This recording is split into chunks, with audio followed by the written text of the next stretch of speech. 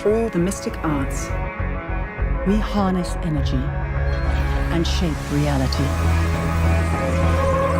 We travel great distances in an instant. Hey everyone, I'm Tamara Krinsky with Marvel, and I am here at a very special event celebrating the science of the Marvel Cinematic Universe. This event is brought to you by the Science and Entertainment Exchange, Marvel Studios, and The Great Company, which is hosting this thing. Right behind me, there's a costume from Doctor Strange, and all around this space we've got costumes, we've got artifacts, we've got props, along with some of the scientific explanations of how they could actually work in real life. The cool thing is, the highlight of the evening is the number of talks that are being given by scientists, many of whom have actually been advisors on Marvel movies. I'll be sitting down with them, finding out their secrets. So for those who may not be familiar with the Exchange, can you talk a little bit about the mission?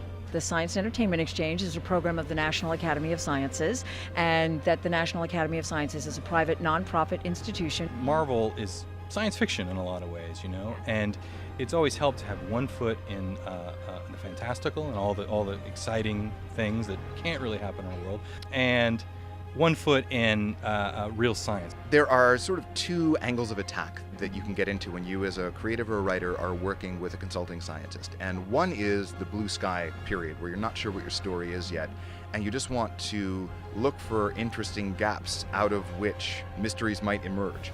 Movies are a great way to educate the public, educate the masses, and I think it's important to have a strong intersection between movies and scientists. And so what I loved in my experiences with the Exchange is that they really open the minds of the writers in a way that make them say, oh, this is a possibility, like swarm theory or chaos theory, and vice versa, really just seeing the creative people rub off on the scientists in their work too. The big message for tonight's event is that science fiction and science actually aren't that far apart.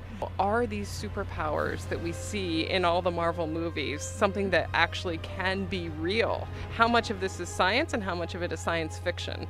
And I think what the really fascinating thing is that most of this is based in science, and there is a feasible path to get there today.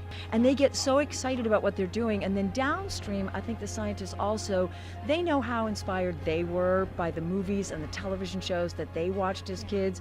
We talk about all these superhero movies that Marvel does. I mean, we're trying to create the superheroes of tomorrow, the next generation of scientists that will solve all the problems and think of the next great inventions.